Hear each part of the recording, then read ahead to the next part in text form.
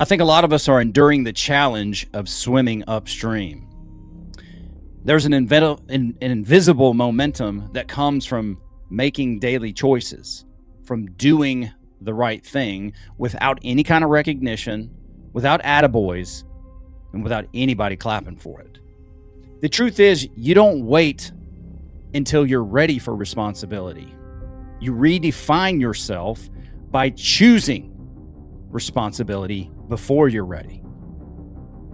That choice requires rejecting justification and compromise.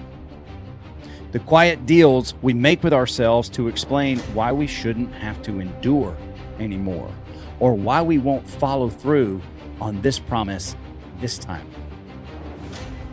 Because I know this about myself.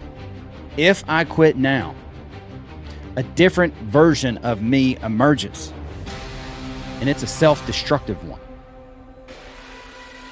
And the commitment to honor the gift of life, to be a man that I can count on, is worth far more than any applause I may or may not get. That's what we're going to talk about today in this episode. It's called Forged in Fortitude. And we'll be right back.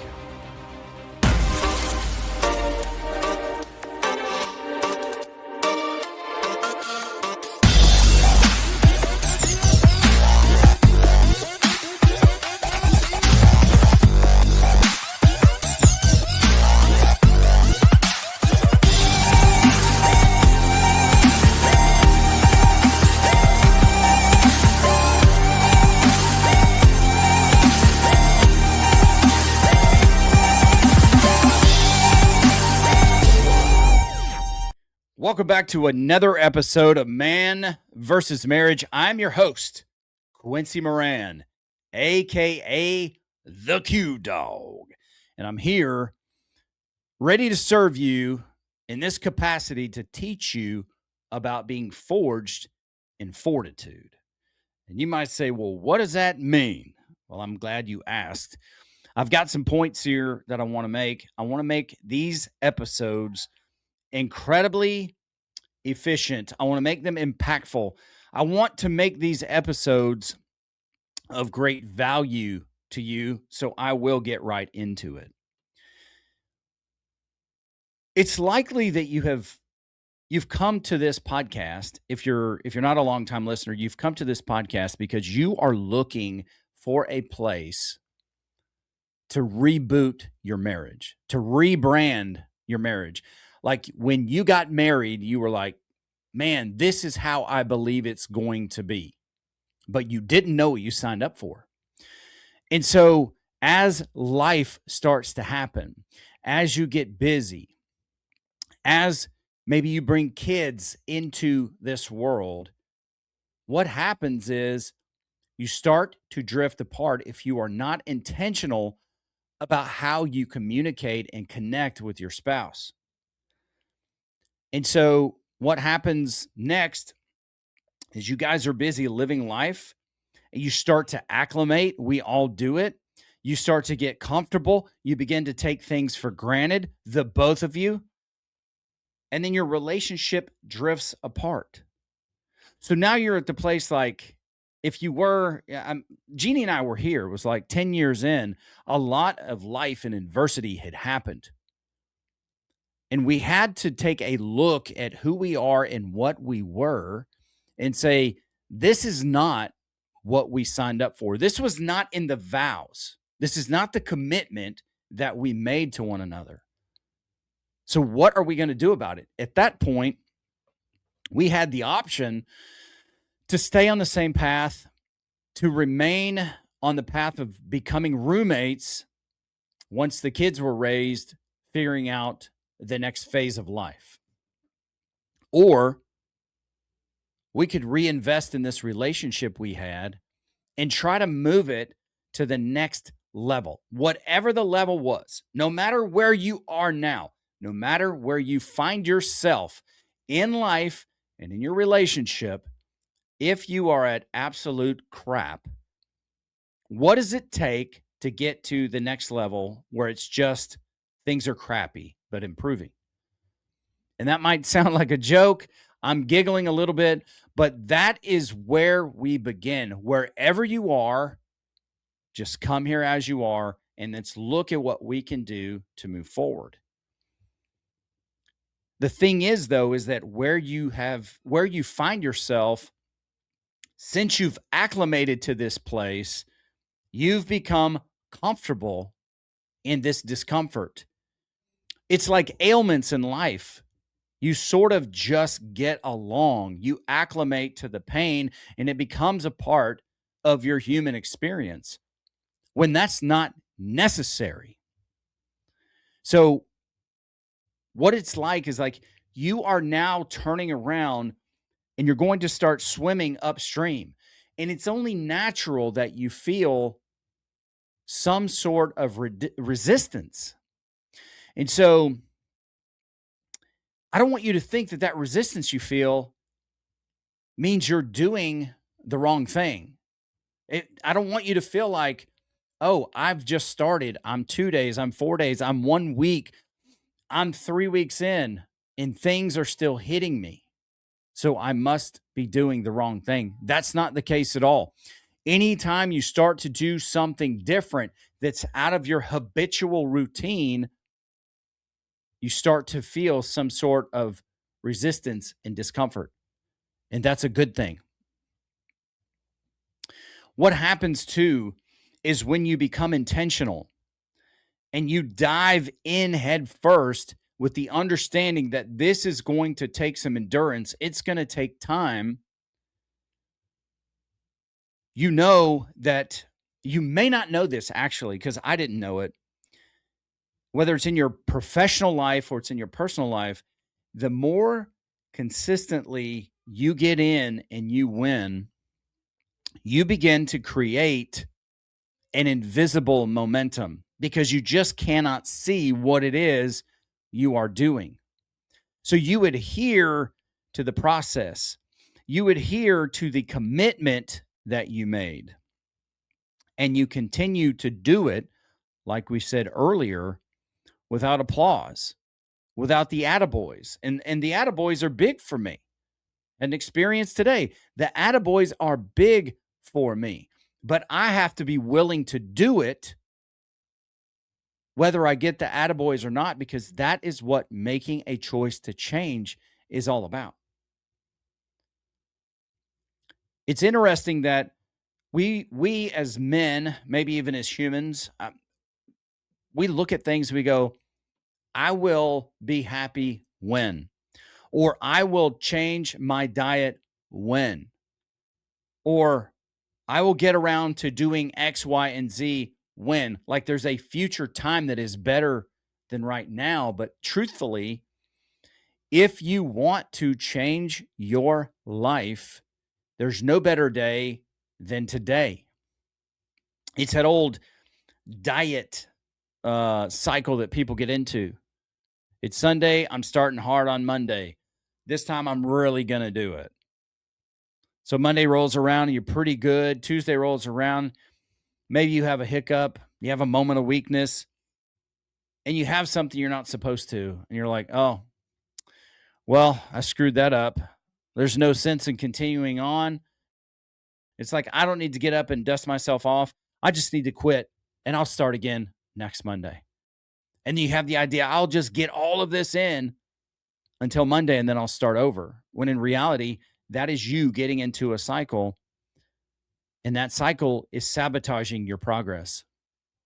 You are going to feel resistance when you start to turn this thing around, when you make the choice to do it.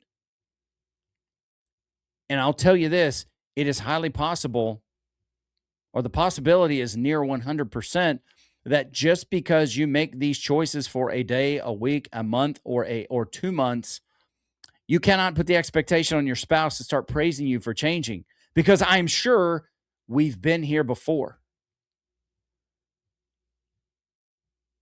So what happens in order to be forged? And I'm gonna pause the program right here, right quick, because I want you to understand what I'm saying. This is about endurance. And let me read to you some of the definitions Endurance as a noun, the fact or power of enduring an unpleasant or difficult process or situation without giving way. Now, here's the other thing.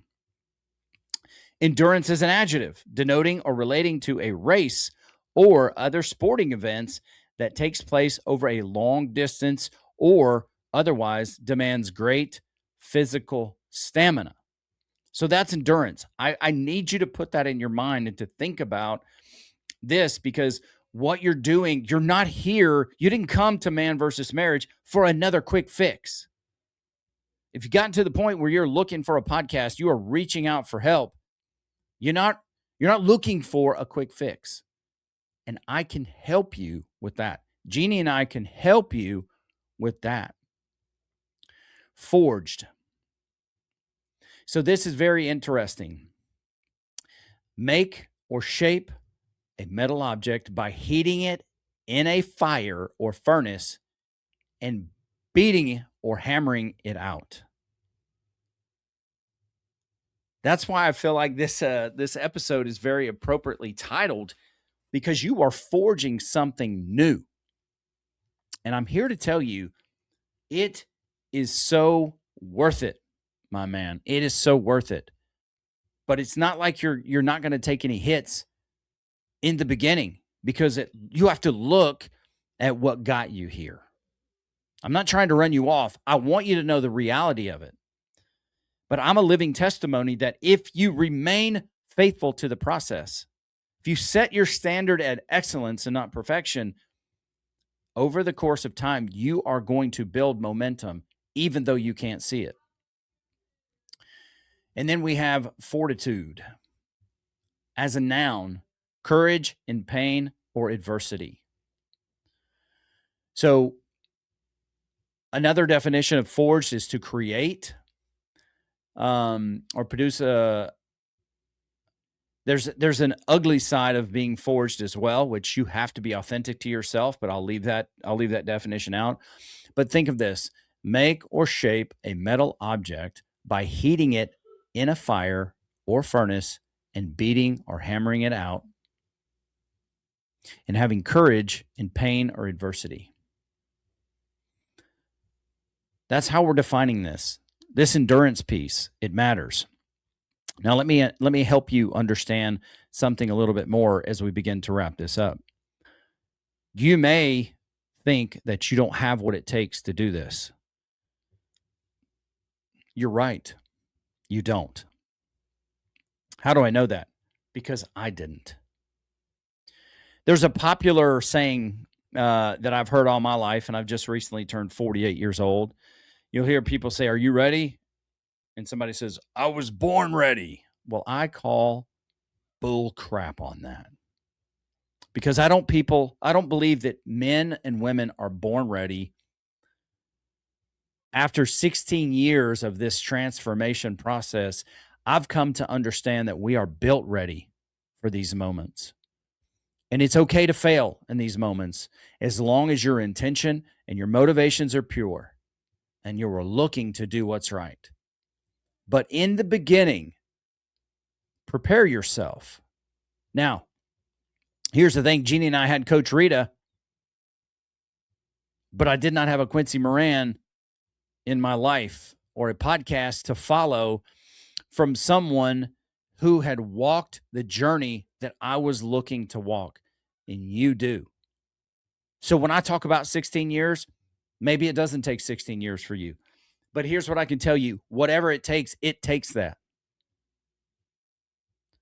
When you make these promises, you must resist or reject the idea of justification, because justification wears down and eventually undermines your endurance. We can compromise things with ourselves. Look, at one point in my life, I was over 380 pounds. So I know about compromising. I know about justification. I know about starting on Monday. I know about breaking promises. And that's the place where I'm coming from to say, no, stop.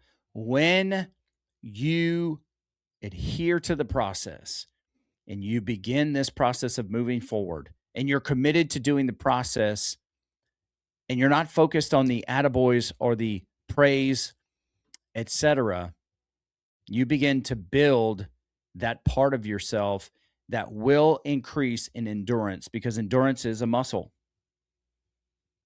It's a muscle. And the more you say no to justifying, the more you say no to compromising what your values are for the life that you intend to live and for who you're becoming, the stronger you get. And for me, like I said in the open, if I was to quit all of this now, I know a version of myself that I would become. The thing is that just like with weight loss, when you quit, you typically don't go back to what your highest weight was. You tend to exceed that. So I want to challenge you right now.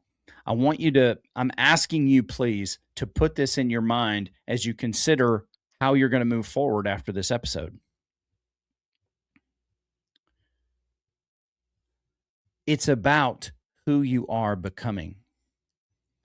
If you do not have a vision of who you are becoming, then you will have no direction in your life. It's incredibly important that you start to formulate who it is that you are becoming. There are 10 episodes, 11 with a bonus episode, that talk about where to start. I have mapped it out for you.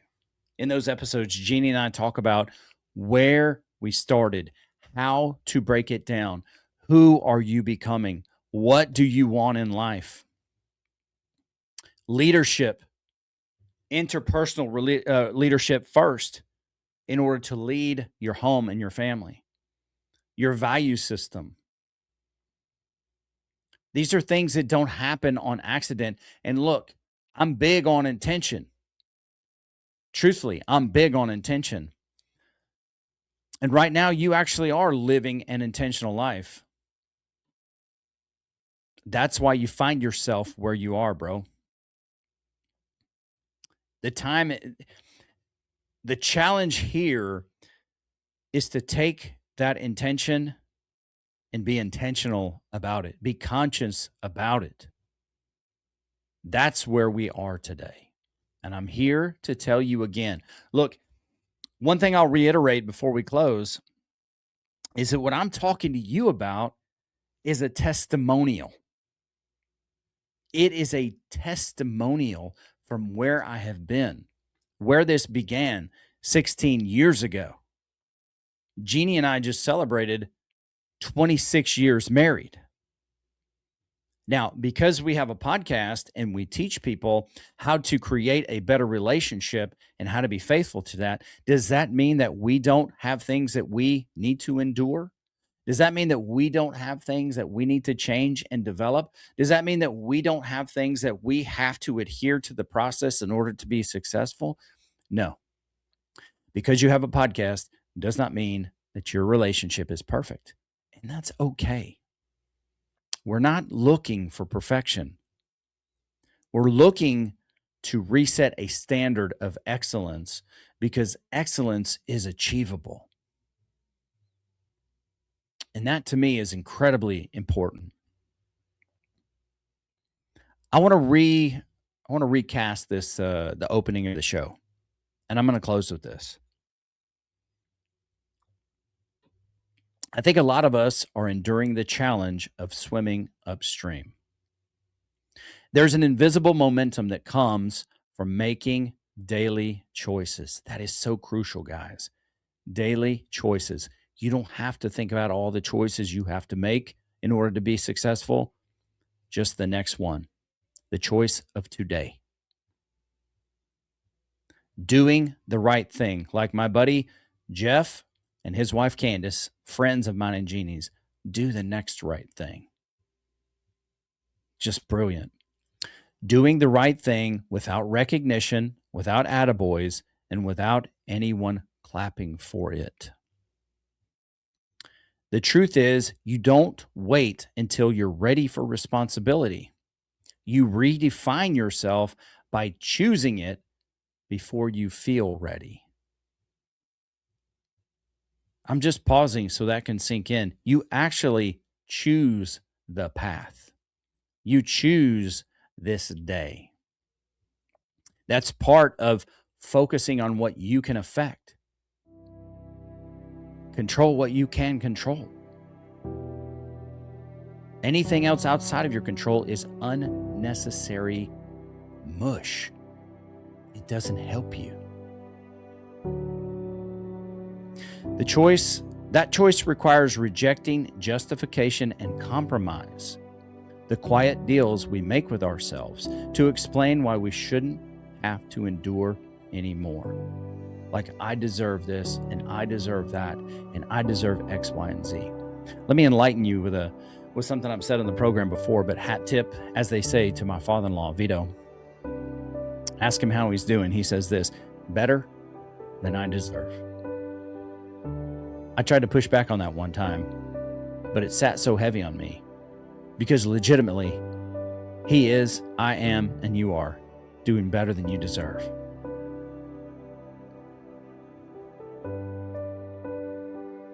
And here's what I know about myself. If I quit now, whatever I'm doing, I'm all in, guys. So if I quit, which I've done before when it comes to my health, and I go all in, I know what I'm capable of. But now conversely, or not only do I know what I'm capable of as far as it comes to the side of self-destruction, I'm learning what I'm capable of on this side. In my true transformation, I give the honor and the glory to Jesus Christ. He is the true transformationist. I don't know if that's a word.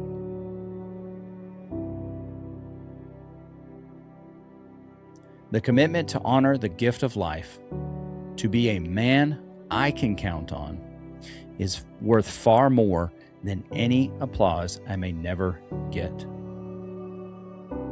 I know the silent conversation on the inside, and I'm certain that you do too. Are you honoring the gift of life that you get every single day? That's my question to you. It's extremely important that you look at that and you get the reality of what that is. The question now is, how can I help you? Once you get an idea of what that looks like, the question becomes, what can you do to help you? Or more boldly stated, what are you willing to do to help you? And I want you to know that I'm here to help you with that. It's truly what I live for. And I want to thank you for listening to this program. I want to thank you for being a part of this program. And because this program struck a chord in you, maybe it made you mad, but it made you think. Whatever value you have pulled from this program, number one, I want to ask that you would share it with a friend and challenge a brother out there that you have. Challenge one of your bros in this. It's important. And number two, I invite you to email me. It's Quincy@MVSMPodcast.com. Send the email, get directly to me. Let's get you rocking and rolling, brother. Wherever you started, whatever level you sit, let's eye the prize and get on the next level. All right, ladies and gentlemen, that's it for this episode. I am your humble servant, the Q Dog, aka the Q Diggity Dog. I can't wait to see you on the next one. Much love to you all.